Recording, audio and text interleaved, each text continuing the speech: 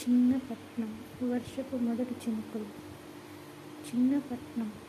ఆకాశం మబ్బులతో నిండిపోయి వర్షపు చినుకులు రోడ్లపై చిందులేస్తున్నాయి.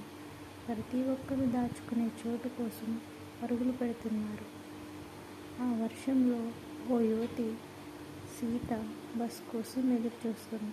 చేతిలో చిన్న సంచి, జుట్టు తడుస్తూ ఉంది. కళ్ళల్లో మాత్రం ప్రశాంతమైన వెలుగు. అప్పుడే అక్కడికి రామ్ వచ్చాడు. చేతిలో గొడుగు.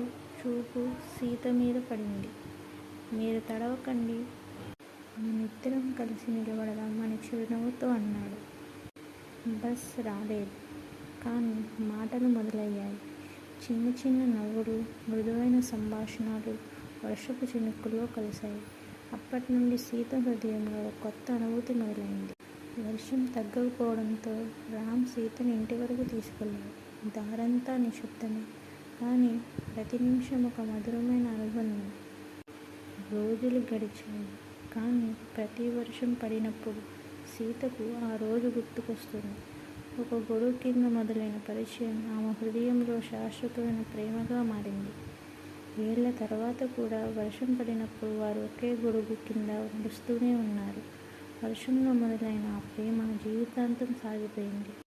కొన్ని పరిచయాలు వర్షం లాంటి చిన్న చినుకుతో మొదలై జీవితాన్ని నింపేస్తాయి.